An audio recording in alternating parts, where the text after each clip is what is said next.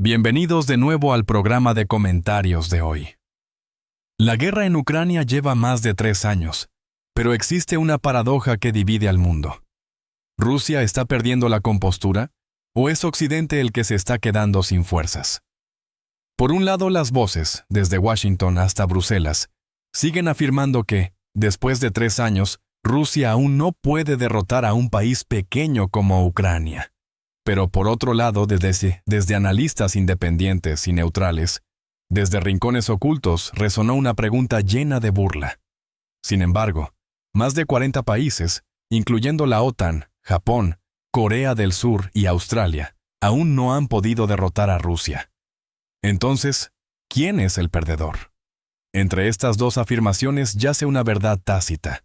Una verdad se revela gradualmente a medida que cada economía europea comienza a resquebrajarse, a medida que la sociedad occidental crece en insatisfacción, a medida que Ucrania no solo pierde gente y territorio, sino también la confianza de los aliados que una vez prometieron no abandonarla jamás. A continuación repasaremos todo el tablero estratégico que duró más de 1000 días, donde un hombre solitario llamado Putin, de alguna manera, obligó al mundo entero a reajustar su percepción del poder, la victoria y la derrota. Otra perspectiva, una historia olvidada y quizás una verdad no para todos. Al mencionar a Putin, la gente suele pensar en un político duro, un exoficial de inteligencia del KGB con rostro frío y ojos que jamás expresan emociones. Pero si solo lo vemos como presidente ruso, nadie entenderá por qué un hombre de 70 y tantos se atreve a plantar cara solo en el torbellino de los tiempos. Desafiando todo el orden que Occidente ha construido durante casi un siglo, Putin no tiene la apariencia de un dictador sanguinario ni de un belicista. Es tranquilo, de ritmo pausado y rara vez muestra sus emociones. Pero en ese silencio se esconde una tormenta contenida, algo que los propios líderes de la OTAN llaman la incógnita más peligrosa del siglo XXI. Cuando estalló la guerra en Ucrania a principios de 2022, la atención del mundo occidental se centró en Moscú. Los medios de comunicación occidentales informaban a diario que Rusia colapsaría en cuestión de semanas. Los expertos predijeron que RUB se convertiría en papel mojado y que Putin se vería obligado a dimitir mientras la economía rusa se desmoronaba bajo las sanciones. Pero 3 años después, Rubio sigue en activo. El Kremlin sigue encendido, y Putin no ha cedido. Un líder normal podría haber optado por la diplomacia, el compromiso y la humildad a cambio de la paz. Pero Putin no. Una vez les dijo a millones de personas, preferiría morir de pie ante John Bass que arrodillarme ante Bruelas. No fue una declaración a la prensa, sino una promesa, una línea infranqueable. Para comprender esa determinación, es necesario profundizar en este hombre. Putin es la encarnación de una Rusia que una vez fue humillada. Tras el colapso de la Unión Soviética, Rusia estaba en crisis. Los bienes nacionales se vendieron. La gente hacía cola para mendigar pan, y Occidente se mantuvo al margen y sonrió. Durante esos años, Putin presenció el colapso no solo de un imperio, sino también del orgullo nacional. Y juró no permitir que eso volviera a ocurrir. Putin no eligió la guerra para atacar. Eligió la guerra para prevenir, para evitar que la OTAN se aferrara a Rusia. Sabía que estaba aislado, odiado y perseguido por los medios, pero lo que le importaba no era su reputación, sino el destino de su país dentro de 100 años. Y eso es lo que lo hace tan peligroso a los ojos de Occidente, porque no está jugando un juego de 4 años, sino uno que dura toda la vida. A los ojos de los rusos, no es solo un presidente, es un representante de la resistencia, del orgullo de una nación que mantuvo la frente en alto en la fría nieve cuando toda Europa se arrodilló ante Napoleón o Hitler. El mundo podrá llamarlo tirano, pero millones de rusos lo consideran un hombre que nunca traicionó a su país, y para ellos, eso vale más que cualquier elección. Lo que los occidentales no pueden entender es que la elección de Putin no se basó en la codicia, sino en la memoria. Recuerdos de una Rusia otrora grandiosa, perdida y que ahora recupera su rumbo a pesar de tener que enfrentarse sola a más de 40 países.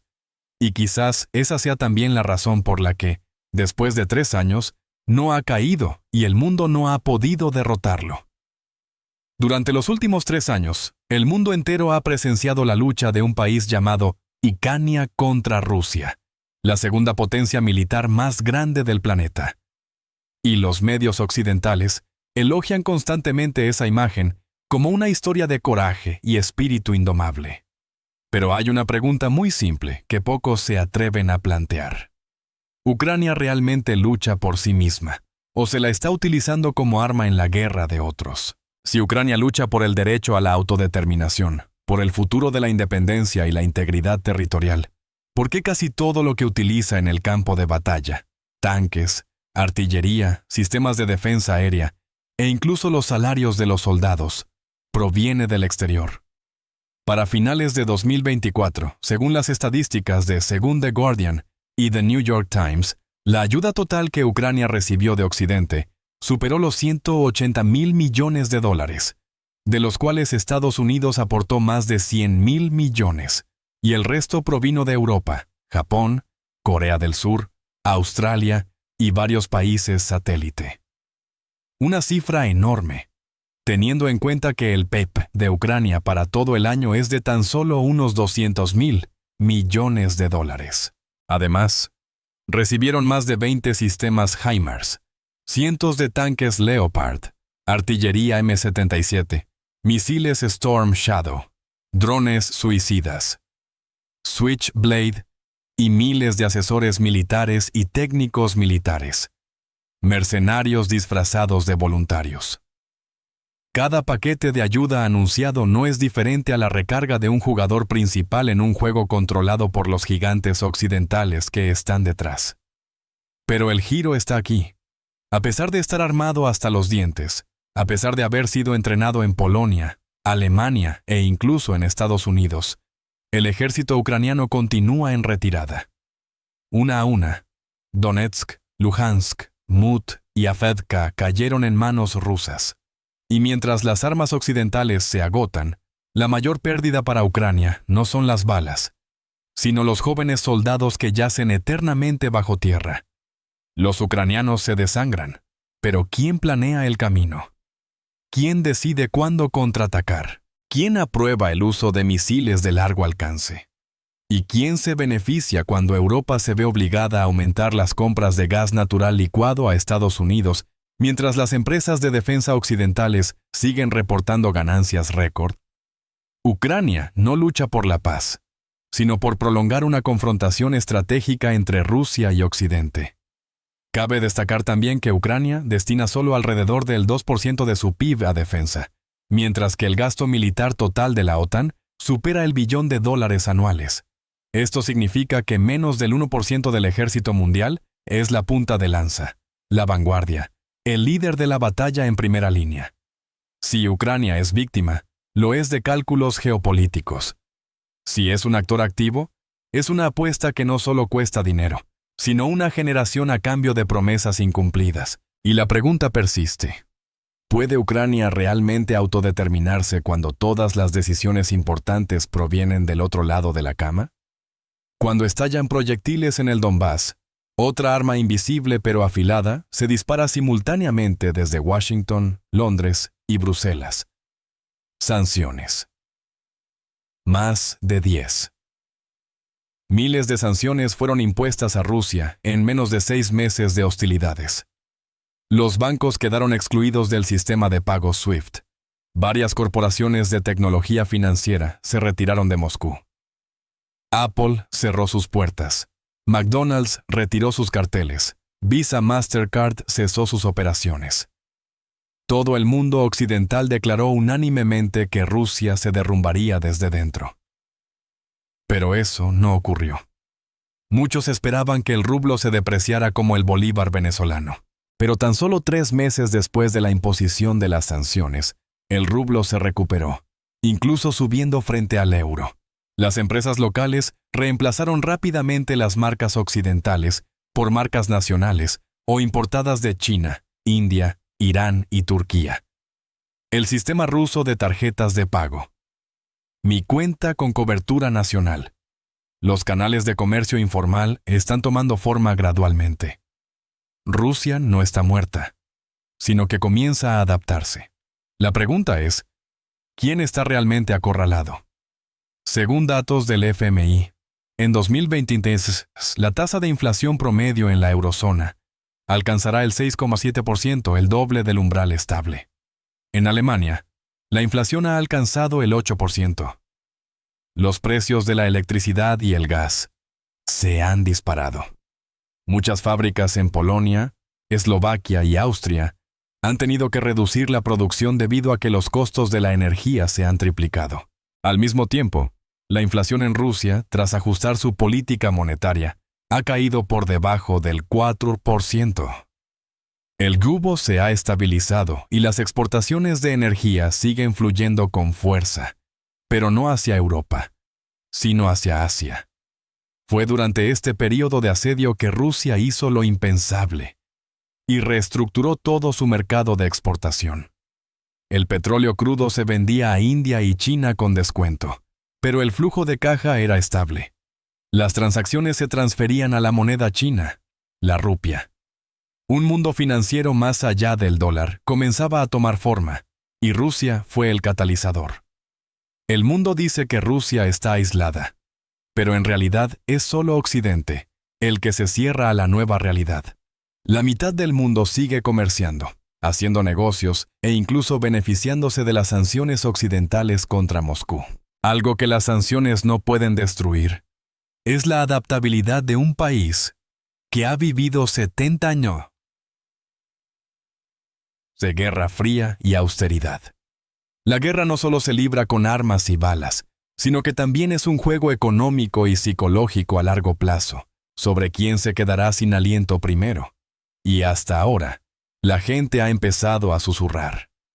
Es posible que Putin no solo se esté preparando para una guerra militar altamente efectiva, sino que también lleve mucho tiempo listo para una guerra de resistencia. Durante los 3 años de guerra, los medios occidentales han repetido constantemente la frase «el atolladero ruso». Pero volviendo la vista atrás, ¿quién está realmente atrapado en el atolladero que él mismo ha creado? Alemania. La principal economía de Europa dependía de más de la mitad del gas ruso para mantener su producción industrial. Cuando se cortó el suministro de Nord Stream, Alemania se sumió en una crisis energética. Las plantas siderúrgicas, químicas y automotrices redujeron su producción. La gente tuvo que calentar el agua con leña. El gobierno distribuyó electricidad y calefacción racionadas en las zonas rurales durante el invierno de 2023. No en el siglo pasado, sino en el corazón de la Europa moderna. La romántica y brillante Francia del cine es caótica y tensa en las calles. Durante más de un año, desde finales de 2022 hasta mediados de 2024, la gente salió a las calles para protestar contra el aumento de la edad de jubilación y el aumento de los precios. Pero detrás de esas consignas se escondía la ira, pues el gobierno seguía gastando decenas de miles de millones de dólares en enviar armas a Ucrania, mientras que los franceses tenían que ahorrar hasta el último céntimo para comprar gasolina y alimentos. El Reino Unido abandonó la Unión Europea para recuperar su soberanía, pero en tan solo 14 meses cambió a Tutti a 3 primeros ministros. La economía está en recesión, el sistema sanitario está paralizado y la confianza en el gobierno está en su punto más bajo. Y a pesar de ya no formar parte de la UE, siguen aportando miles de millones a Ucrania, un país que la mayoría de los británicos no pueden señalar en el mapa. En Polonia, Eslovaquia e incluso Alemania, regiones que antes apoyaban firmemente la ayuda armamentística, están presenciando manifestaciones contra la guerra. No porque amen a Rusia, sino porque ya no pueden soportar el coste de un conflicto aparentemente lejano. La pregunta ya no es cuánto tiempo estará Rusia estancada, sino cuánto tiempo podrá resistir Europa, porque una guerra que no se gana rápidamente ni se resuelve con decisión, no solo causará un derramamiento de sangre en el campo de batalla, sino que también agotará el frente interno. Y quizás sea Europa, no Rusia, la que se está acercando al borde del abismo. Tras más de 1000 días de lucha, una pregunta empieza a resonar con mayor claridad. ¿Qué es la victoria? ¿Es cuando se captura la capital? ¿Es cuando el enemigo firma la rendición? ¿O es cuando el enemigo queda económicamente devastado y pierde su espíritu de lucha? Si fuera así de simple, la guerra en Ucrania habría terminado hace mucho tiempo. Rusia no avanzó demasiado. No declaró una gran victoria ni organizó una guerra simulada en suelo extranjero. Pero para 2024, el mapa sobre el terreno mostraba que Rusia controlaba decenas de miles de kilómetros cuadrados de territorio adicional, incluyendo zonas estratégicas como Donetsk, Luhansk, Zaporizhia y Kon. Ya no se trataba de una táctica de ataque rápido, como había advertido Occidente, sino de un estilo de ocupación lento, luchando y resistiendo, agotando al enemigo día a día. La pérdida de Rusia es innegable. El embargo cuesta vidas y le causa aislamiento político. Pero lo que conserva es la iniciativa, la profundidad estratégica y, sobre todo, el consenso interno. Algo que no todas las grandes potencias poseen al entrar en una guerra prolongada. Por el contrario, Ucrania está en apuros. Tras 3 años de combates, más de la mitad del sistema eléctrico nacional quedó destruido. Casi 10 millones de personas fueron evacuadas. El PIB se redujo en más del 30%, el arsenal se agotó gradualmente y el ejército se vio gravemente afectado. Y la confianza en la victoria, según muchas encuestas, disminuye cada mes. ¿Qué ha ganado la OTAN? La ampliación de Finlandia y Suecia, el aumento de los presupuestos de defensa y el impulso a la industria armamentística. Pero eso es el beneficio de unas pocas corporaciones y unos pocos gobiernos. Lo que queda es el cansancio político, la preocupación por la seguridad energética y unas elecciones que se inclinan gradualmente hacia el lado antibélico. Una alianza aparentemente sólida se ve asediada desde dentro por la presión que ha creado. Entonces, ¿quién está más cerca de la victoria? Si la victoria significa mantener el territorio necesario, desbaratar los planes del enemigo y debilitar la voluntad de la alianza contraria, entonces hay que reconocer que Rusia no ha fracasado. Y si la derrota significa perder gente, perder territorio, perder la confianza del pueblo, perder el derecho a la autodeterminación, entonces es difícil decir que Ucrania es la ganadora. La guerra aún no ha terminado, pero la situación es clara, y en este juego, el más discreto es el que coloca sus piezas en el lugar correcto. Hay algo que muy poca gente comprende. Putin no lucha para ganar rápidamente. No quiere una victoria hollywoodense. Lo que quiere es una guerra que deje a su oponente sin aliento, incapaz de mantener su voluntad, incapaz de tragarse el cuchillo que ha desenvainado. Y eso es lo que los rusos llaman la fórmula del gran poder. En una entrevista a puerta cerrada con estrategas en 2023, Putin dijo sin rodeos: "La guerra no es un juego de disparos, es una lucha de voluntades. Quien más aguanta, gana". Esa afirmación aparentemente simple resulta ser la clave para comprender toda la estrategia rusa. No necesita tomar una ciudad nueva cada día. En cambio, obliga a sus oponentes a gastar dinero cada día, cada semana, cada mes, para salvar las apariencias. Putin sabe, fríamente, que cuanto más dure, más doloroso será. ¿Pero para quién es doloroso? ¿Para Rusia? Los últimos 30 años han estado acostumbrados al sufrimiento. Vivían bajo embargos, comían con cartillas de racionamiento y se rebelaron tras el colapso de la Unión Soviética. Pero para Europa, donde la gente está acostumbrada a viajar, a Internet de 5 horas, a invernaderos inteligentes y a precios de electricidad estables, un invierno sin gas natural es un infierno.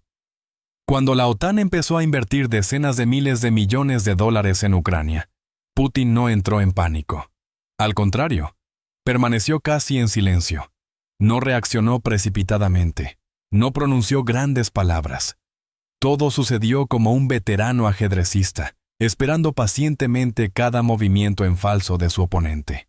Y luego, cuando los medios occidentales empezaron a perder la paciencia, cuando cayó el apoyo a la ayuda, cuando las elecciones en Eslovaquia, Hungría y Alemania empezaron a inclinarse hacia los partidos prorrusos, la gente se sobresaltó.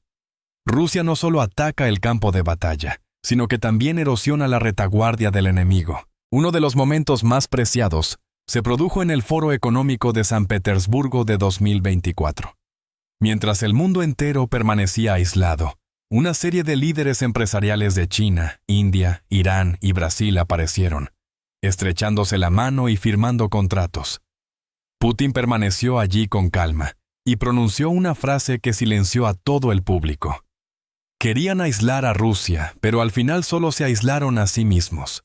En este juego, Putin ganó no solo geográficamente, sino también en los medios, en la psicología y en la percepción. Al no reaccionar como Occidente esperaba, poco a poco desbarató sus cálculos. Cada mes que pasa sin que Ucrania recupere un centímetro de territorio, es un mes que dificulta a los medios de la OTAN publicar titulares y a los occidentales aceptarlo. No hay grandes ataques ni victorias rotundas, pero cada paso que da Rusia deja una herida profunda, como una daga lenta, en el cuerpo del enemigo. Y a veces, en la guerra, no hace falta gritar para asustar al enemigo. Simplemente quedarse quieto sin retroceder un paso.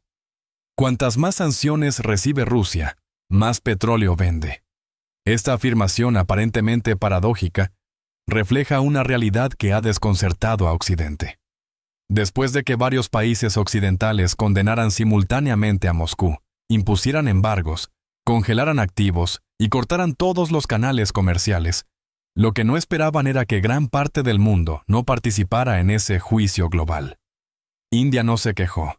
Cuadriplicó sus compras de petróleo ruso en tan solo 12 meses, pagando en rupias en lugar de dólares. Brasil, una importante economía sudamericana, continuó comerciando con normalidad con Moscú, aunque rechazó la instrumentalización de las divisas internacionales. Sudáfrica, Indonesia, Irán, Turquía e incluso algunos países árabes adoptaron gradualmente una actitud pragmática de comprar barato y revender, sin importar la política. Lo curioso es que, mientras Europa prohíbe las importaciones de petróleo ruso, India compra petróleo ruso refinado y lo exporta a Europa como petróleo indio. Este extraño ciclo confunde incluso a los funcionarios occidentales. ¿A quién castigan y a quién evaden?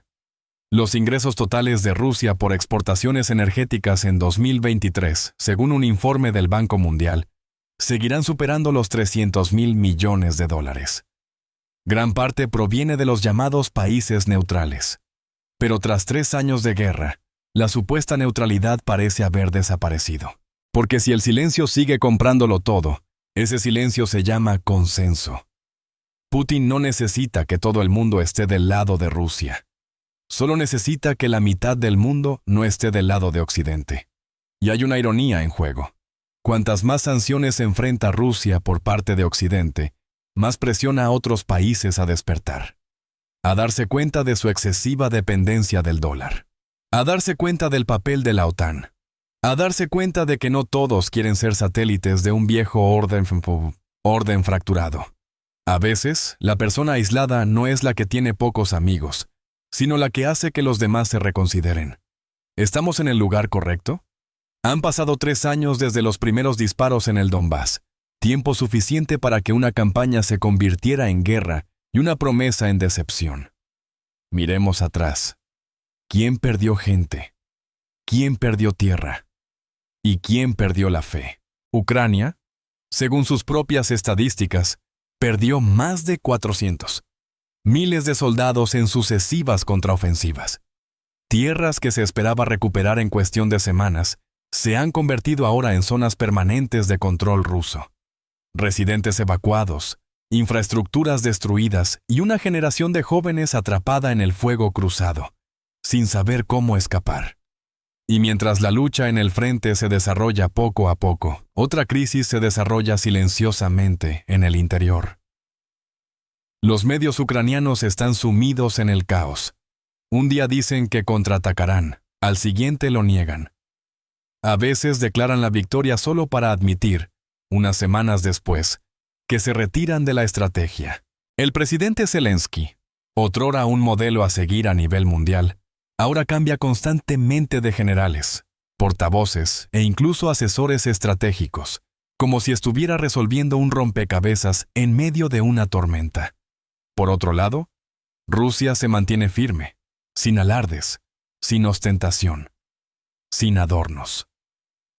Y según la última encuesta del Centro Independiente Levada, más del 70% de los rusos aún apoyan a Putin.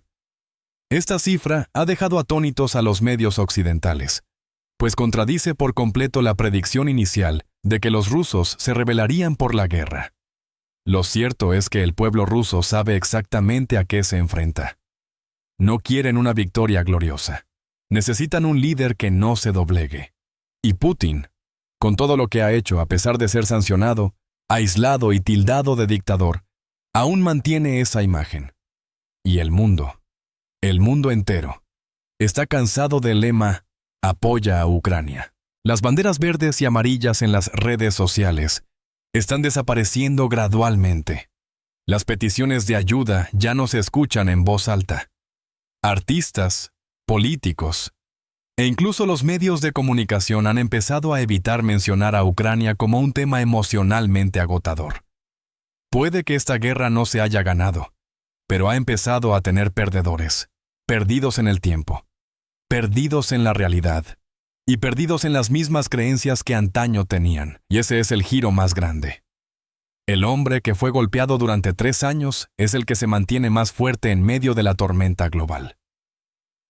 Cuando todo el ruido de los medios internacionales se ha calmado, cuando todas las predicciones, todos los titulares sensacionalistas, todas las peticiones de ayuda se han desvanecido con el tiempo, todavía hay un hombre sentado tranquilamente en la sala roja del Kremlin, sin emoción, sin ruido, sin necesidad de ser amado. Putin, el nombre que el mundo una vez asoció con miedo, controversia y condena, ahora se presenta de otra manera. Un hombre que no necesita demostrar nada, que no necesita ganar ante los ojos de los demás, porque lo que enfrenta no es la opinión pública, sino la historia. Hace 3 años, cuando se oyeron los disparos en la región del Donbass, Occidente se burló de que Rusia no pudiera derrotar a un país pequeño como Ucrania. Por el contrario, el mundo neutral se pregunta, ¿han derrotado a Rusia la OTAN, Japón, Corea del Sur, Australia y más de 40 países? Y ahora, tras más de 1000 días de derramamiento de sangre, con la tierra cambiando de manos, la economía colapsada, la sociedad destrozada, el espíritu agotado, ya nadie se atreve a pronunciar la palabra victoria. Pero una cosa está clara: hay quienes no caen. Putin no creó esta guerra para su gloria personal. No busca pasar a la historia como un libertador. Lo que busca es la supervivencia de un pueblo que una vez estuvo al borde del abismo. Una nación que una vez fue asediada, una vez humillada, una vez olvidada, ahora de vuelta al trono del poder. Puede que no ames a Putin, pero no puedes ignorarlo. No podemos ignorar a un líder que se atrevió a apostarlo todo para no doblegarse. No podemos subestimar a un hombre que se atrevió a guardar silencio cuando el mundo entero era ruidoso. Y no podemos subestimar a una nación que resistió más de 3 años solo para mantener la creencia de que no vivimos para ser aceptados, vivimos para no ser sometidos. Esta guerra continuará, quizás con artillería, quizás con negociaciones, quizás con intrigas ocultas tras bambalinas. Pero sea cual sea el resultado, una cosa está clara. Rusia y el hombre que la impulsa no son una reliquia del siglo pasado. Son una entidad viva, con ideales, una identidad y una determinación que el mundo aún no está listo para comprender. ¿Aún crees lo que pensabas sobre esta guerra? Comparte tu opinión en los comentarios, porque quizá la respuesta que buscas no esté en las noticias, sino en la verdad que acaba de contarse desde una perspectiva que pocos se atreven a mirar directamente.